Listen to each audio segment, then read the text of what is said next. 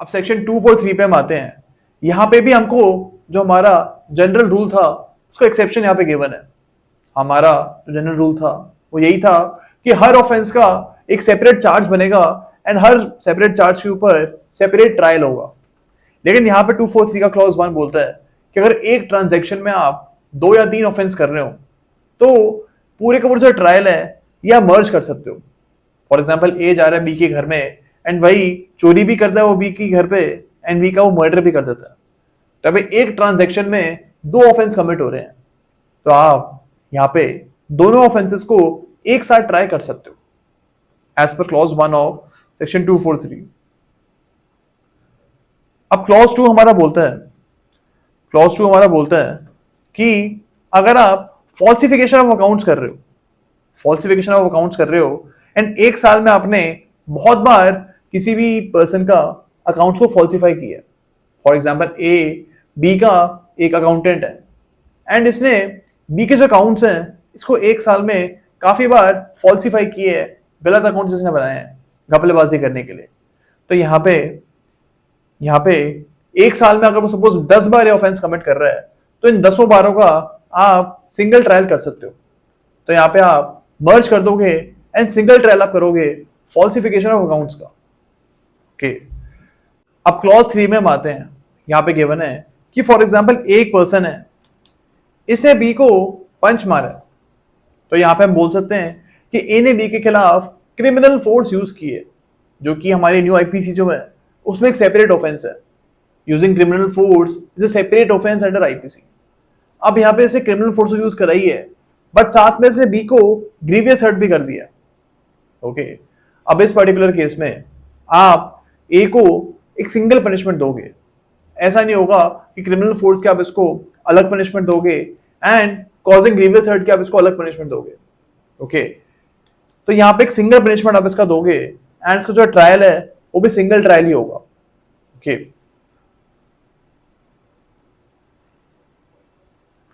अब क्लॉज 4 पे हम आते हैं। यहां पे गिवन है कि अगर for example A B C D and E ने मिलके डकैती कमिट करी है। ओके, अब यहां पे इन्होंने डकैती तो कमिट करी है लेकिन साथ साथ में इन्होंने मर्डर भी कमिट कर दिया। जब डकैती कमिट कर रहे थे साथ ही में इन्होंने मर्डर भी कमिट कर दी है। तो हमको पता है जब आप आईपीसी पढ़ोगे न्यू वाली उसमें आप देखोगे कि डकैती विद मर्डर का एक सेपरेट ऑफेंस गिवन है। अब डकैती का अलग से ऑफेंस तो गिवन है ही, मर्डर का भी हमको पता है कि अलग से पनिशमेंट गिवन है, लेकिन डकैती विद मर्डर की अपने आप में एक अलग से पनिशमेंट हमको गिवन है न्यू आईपीसी में। तो इस पर्टिकुलर केस में हम जो ए बी सी डी और ई है इनको हम डकैती विद मर्डर के लिए पनिश करेंगे। ओके, तो ये चीज के बारे में हमको याद रखना है अंडर सेक्शन 243। अब सेक्शन 244 पे हम आते हैं। यहां पे बात करी गई है डाउटफुल चार्ज के बारे में। अब फॉर एग्जांपल एक एक्यूज्ड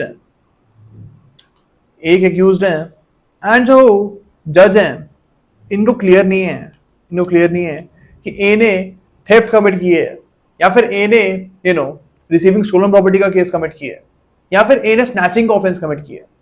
यहाँ पे उसको कंफ्यूजन है कि इन तीनों में से कौन सा चार्ज इसके ऊपर मैं लगाऊं।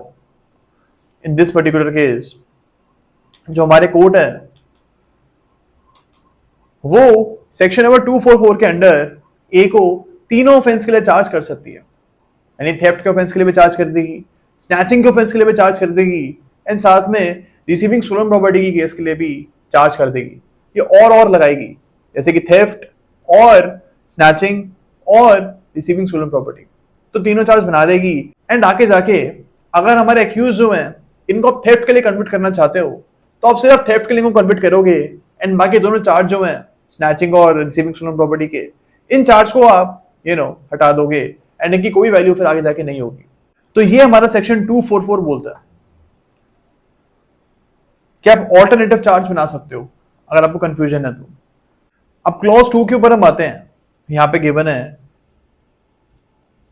कि फॉर एग्जांपल एक एक्यूज्ड है एंड इनके ऊपर आपने थेफ्ट का चार्ज लगाया है। थेफ्ट का चार्ज आपने इनके ऊपर लगाया है, लेकिन जब इनका केस खत्म हो रहा है तब ये पता लगता है कि इन्होंने रिसीविंग स्टोलन प्रॉपर्टी का ऑफेंस कमिट किया है, यानी इन्होंने चोरी के आइटम को परचेज किया है लेकिन इन्होंने थेफ्ट का ऑफेंस कमिट नहीं किया। अब जब चार्ज बन रहा था तब रिसीविंग स्टोलन प्रॉपर्टी का चार्ज ए के ऊपर नहीं लगाया गया था, सिर्फ थेफ्ट का चार्ज लगाया गया था। तो क्या यहां पे आप ए को रिसीविंग स्टोलन प्रॉपर्टी के लिए कन्विट कर सकते हो? अब सेक्शन नंबर 244 का क्लॉज 2 बोलता है कि हाँ आप ए को यहां पे रिसीविंग स्टोलन प्रॉपर्टी के ऑफेंस के लिए जो है कन्विट कर सकते हो, बिकॉज ए जो है यहाँ पे सेम एविडेंस लेके आता, सेम विटनेस को लेके आता जो कि वो थेफ्ट वाले ऑफेंस में लेके आया था। तो यहाँ पे थेफ्ट और रिसीविंग स्टोलन प्रॉपर्टी के केस में जो विटनेसेस हैं वो डिफरेंट नहीं होते, तो यहाँ पे फेलियर ऑफ जस्टिस नहीं होता।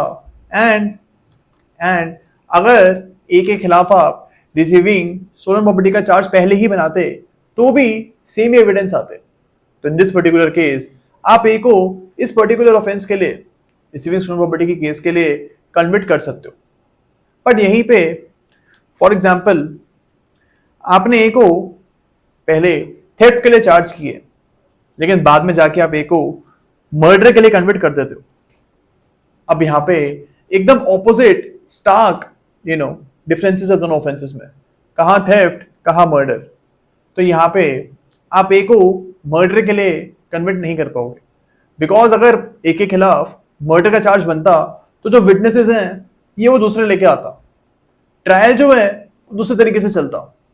तो इन दिस पर्टिकुलर केस अगर आपने मर्डर का चार्ज नहीं बनाया था तो आप एक्यूज को मर्डर के लिए कन्विट नहीं कर सकते हो। तो आपको पे याद रखना है कि जो चार्ज है हमारा वो डाउटफुल चार्ज होना चाहिए, एकदम स्टार्क डिफरेंस दोनों के बीच में नहीं होना चाहिए। ओके, अब सेक्शन नंबर 245 पे हम आते हैं। जो क्लॉज 1 है इसका वो ये बोलता है कि फॉर एग्जाम्पल एक्यूज जो है हमारे, इनके ऊपर आपने मर्डर का चार्ज लगाया था, ये जो एक्यूज हैं इनके खिलाफ आपने मर्डर का चार्ज लगाया। अब बाद में जाकर ट्रायल में जो मर्डर के इंग्रेडिएंट्स हैं वो प्रूव आप नहीं कर पाते हो, जितने भी मर्डर के इंग्रेडिएंट्स हैं वो सारे आप इंग्रेडिएंट्स को प्रूव नहीं कर पाते हो। एंड जो ऑफेंस है हमारा culpable homicide not amounting to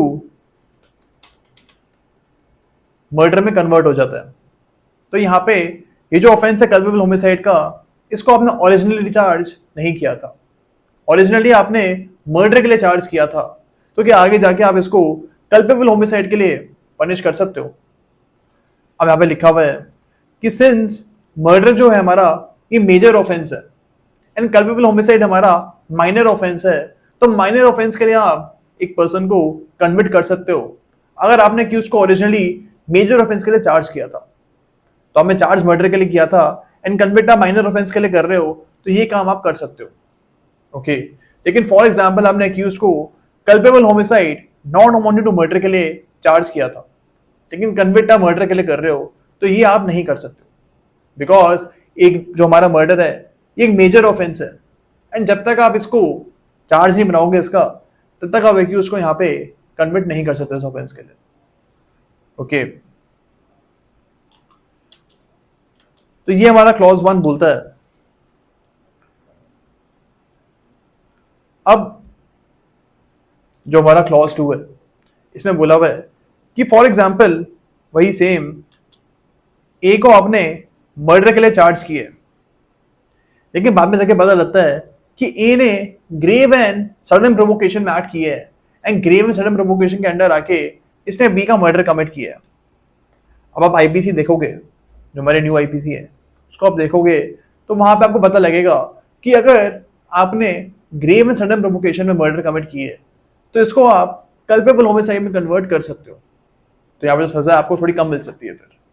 तो इन दिस पर्टिकुलर केस अगर ये जो हमने एग्जांपल लिया है, यहाँ पे आपने उसको मर्डर के लिए चार्ज किया था लेकिन अगर आपने इसको कल्पेबल होमिसाइड के लिए कन्वर्ट कर दिया है तो ये काम आप कर सकते हो।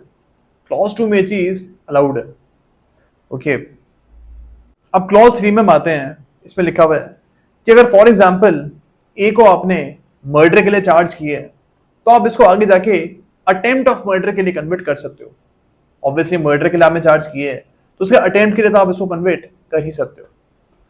ये हमारा क्लॉज 3 बोलता है। अब यहां पे आपको याद रखना है कि अटेम्प्ट ऑफ मर्डर के लिए इसको चार्ज ओरिजिनली नहीं किया गया था, हम बाद में जाके इसको अटेम्प्ट ऑफ मर्डर के लिए सीधा कन्वर्ट कर रहे हैं। ओके, अब क्लॉज 4 हमारा बोलता है कि अगर जो माइनर ऑफेंस है इसको स्टार्ट करने से पहले आपको गवर्नमेंट का सैंक्शन चाहिए था। कुछ कुछ ऑफेंसेस होते हैं जिनको स्टार्ट करने से पहले गवर्नमेंट का सैंक्शन आपको लेना पड़ता है।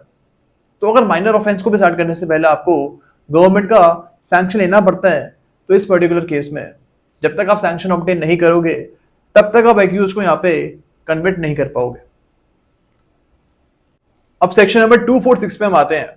यहाँ पे जॉइंट ट्रायल के बारे में बात हुई है, यानी कौन से एक्यूज को आप इकट्ठे उनका ट्रायल आप कर सकते हो। यहाँ पे हमको सिचुएशंस गिवन है। ए पार्ट इसका बोलता है कि अगर फॉर एग्जांपल एक ट्रांजैक्शन में दो लोगों ने मिलकर ऑफेंस को कमिट किया है तो उन दोनों को आप इकट्ठे ट्राई कर सकते हो। फॉर एग्जांपल ए और बी जो हैं ये जाते हैं सी के घर में एंड सी के घर में जाके इन्होंने थेफ्ट कमिट कर दिया। यहाँ पे ए और बी दोनों ने same type of offence commit किए है, दोनों ने थेफ्ट का ऑफेंस कमिट किए है इकट्ठे, तो जिनका ट्रायल है वो भी आप सिंगल ट्रायल कर सकते हो। ओके, अब जो हमारा सेक्शन नंबर 246 है ये भी जो हमारा 241 में जनरल रूल था उसका एक्सेप्शन है। वहां पे हमने पढ़ा 241 में कि हर ऑफेंस का एक सेपरेट चार्ज होगा एंड हर चार्ज के ऊपर एक सेपरेट ट्रायल होगा। ओके, लेकिन 246 में आप देख रहे हो कि यहाँ पे जो दो लोग हैं इनका आप सिंगल ट्रायल करोगे, इकट्ठे ट्रायल करोगे, सेपरेट ट्रायल आप यहाँ पे नहीं करोगे। ओके, तो यहाँ पे jointer of charges and jointer of trials हो रहा है। अब आप यहाँ पे देखोगे कि सेक्शन नंबर 246 जो है ये भी सेक्शन नंबर 241 का एक्सेप्शन है and in fact section number 242, 243, 244 and 245 जो हैं ये चारों के सेक्शन जो हैं these are all exceptions of section number 246 exception of section number 241 because section number 241 में हमको बोला था कि हर ऑफेंस का एक सेपरेट चार्ज बनेगा एंड हर सेपरेट चार्ज के ऊपर एक सेपरेट ट्रायल होगा। लेकिन यहां पे आप देख रहे हो 246 में भी कि दो एक्यूज का आप सिंगल ट्रायल कर रहे हो। अब इन दोनों का अगर हम 241 बढ़े उस हिसाब से तो इनका सिंगल ट्रायल नहीं होना चाहिए, सेपरेट ट्रायल इनका होना चाहिए, इन सेपरेट चार्ज इनका बनना चाहिए। लेकिन क्लॉज 1 हमें बोलता है, जो ए पार्ट है इसका, वो हमको बोलता है कि इस पर्टिकुलर केस में आप इनका सिंगल ट्रायल कर सकते हो। अब हम आते हैं बी पार्ट के ऊपर। इसमें बोला हुआ है कि अगर फॉर एग्जाम्पल एक अक्यूज्ड है ए ने बी को बोला कि तू जा और सी का मर्डर कर दे, तो यहाँ पे ए ने बी को अबेट किया है, ए ने बी को उत्साया है सी का मर्डर करने के लिए। तो इस पर्टिकुलर केस में ए जो पर्सन है जिसने अबेट किया है एंड बी जो पर्सन है जिसने ऑफेंस को कमिट किया है, इन दोनों का आप सिंगल चार्ज बना सकते हो एंड सिंगल ट्रायल कर सकते हो। ओके, अब सी के ऊपर हम आते हैं। इसमें लिखा हुआ है कि फॉर एग्जाम्पल हमारे ए और बी जो हैं इन्होंने इकट्ठे मिलके एक साल के अंदर 2 बार थेफ्ट का ऑफेंस कमिट किया। तो यहां पे आप ए और बी को इन दोनों थेफ्ट के ऑफेंसेस के लिए सिंगल ट्रायलिंग आप कर सकते हो, इकट्ठे आप ट्रायलिंग का कर सकते हो। अब हम आते डी के ऊपर। डी में लिखा हुआ है कि अगर फॉर एग्जाम्पल एक ट्रांजैक्शन है, ए और बी जाते हैं सी के घर में और थेफ्ट कमिट करते हैं। अब यहाँ पे इनकी मेन जो इंटेंशन थी वो तो थेफ्ट कमिट करने की थी, लेकिन सी के घर में जब जाते हैं ये तो ए ने तो सिर्फ थेफ्ट कमिट की है लेकिन बी ने सी का मर्डर ही कमिट कर दिया। तो यहाँ पे जो थेफ्ट का चार्ज है और जो मर्डर का चार्ज है बी का, इनको आप मर्ज कर दोगे एंड ए और बी का आप सिंगल ट्रायल कर सकते हो। ए को आप थेफ्ट के लिए ट्राई करोगे एंड बी को आप मर्डर और थेफ्ट दोनों के लिए ट्राई करोगे। ओके, लेकिन ऑब्वियसली इनका सिंगल ट्रायल होगा, इकट्ठे ट्रायल होगा। अब ई के ऊपर हम आते हैं यहाँ पे हमको एक लिस्ट ऑफ ऑफेंस गिवन है। यहाँ पे गिवन है कि अगर आप में theft, extortion, cheating, criminal misappropriation और और भी यहाँ पे लिस्ट गिवन है, अगर ये ऑफेंसेस आपने इकट्ठे कमिट करे हैं तो इस पर्टिकुलर केस में भी आप एक्यूज का सिंगल ट्रायल कर सकते हो। ओके, अब हम एफ के ऊपर आते हैं।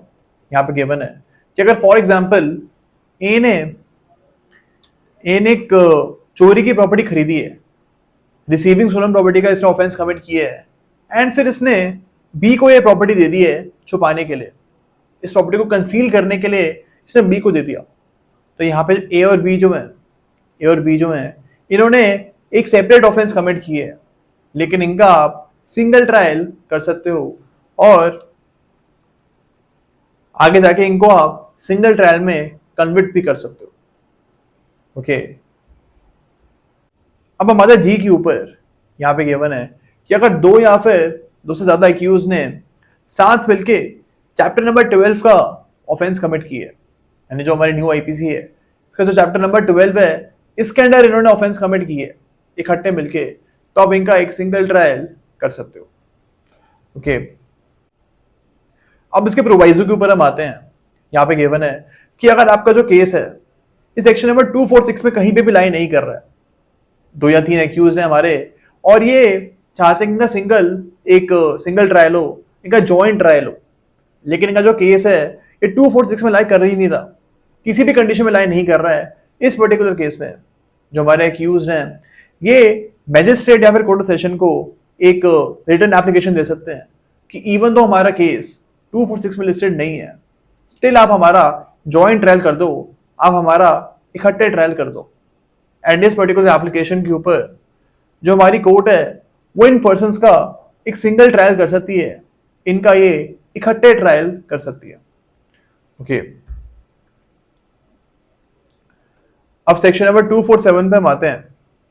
यहां पे गिवन है विड्रॉल ऑफ चार्ज के बारे में। सपोज एक एक्यूज्ड है, इनके ऊपर मर्डर का भी चार्ज लगा दिया है और इनके ऊपर आपने थेफ्ट का भी चार्ज लगा दिया है। एक ही ट्रांजैक्शन में इन्होंने मर्डर भी कमिट कर दिया और छोटी मोटी चीज का इसने चोरी भी कर दी। अब यहाँ पे जब इनका ट्रायल हो रहा है तो जो मर्डर का ऑफेंस है वो तो एक प्रूव हो जाता है, लेकिन जो थेफ्ट का ऑफेंस है ये अभी प्रूव नहीं हो पाया है। इसके ऊपर अभी दोबारा से आगे प्रोसीडिंग्स चलनी है और विटनेसेस को बुलाना पड़ेगा, तब हम बता पाएंगे कि इन्हें थेफ्ट कमिट किया है या फिर नहीं किया। अब इस पर्टिकुलर केस में विड्रॉल ऑफ चार्ज हो सकता है, विड्रॉल ऑफ चार्ज हो सकता है। कोर्ट आप ये कर सकती है कि जो ए के खिलाफ थेफ्ट का चार्ज है इसको वो विड्रॉ कर सकती है एंड सीधा इसको मर्डर के लिए कन्वर्ट करके जेल में डाल सकती है।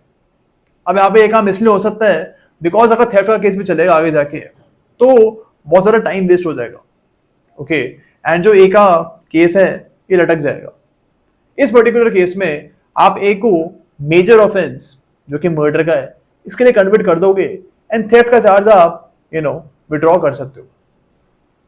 अब जो विड्रॉल ऑफ चार्ज है ये आप सामने वाली पार्टी की एप्लीकेशन के ऊपर भी कर सकते हो। प्रोसिक्यूशन अगर चाहे तो वो एक एप्लीकेशन डाल सकती है जो थेफ्ट का चार्ज है ये हम विड्रॉ कराना चाहते हैं, ताकि इस केस में अभी के अभी डिसीजन आ जाए एंड यहाँ पे कुछ डिले ना हो। ओके,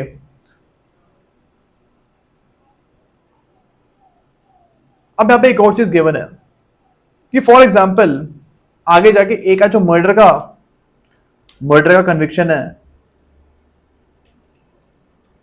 ये सेट असाइड हो जाता है। अब ए अपील फाइल करता है एंड ए की जो अपील है इसमें जो मर्डर का कन्विक्शन है इसको आप सेट असाइड कर देते हो। अब यहाँ पे ए का जो थेफ्ट का चार्ज है, जो थेफ्ट का चार्ज विड्रॉ हो चुका था पहले, ये वापस रिवाइव हो सकता है बिकॉज ऑब्वियसली अब मर्डर के लिए तो ए कन्विक्ट नहीं हो रहा है। लेकिन अब इसका ये मतलब नहीं है कि जो थेफ्ट का चार्ज था जो विड्रॉ कर लिया गया था उसके ऊपर भी ए कन्विक्ट नहीं हो सकता। यहाँ पे ए के खिलाफ जो थेफ्ट का चार्ज है ये आप दोबारा से रिवाइव कर सकते हो एंड थेफ्ट का ट्रायल इसका आप दोबारा से चला सकते हो। ओके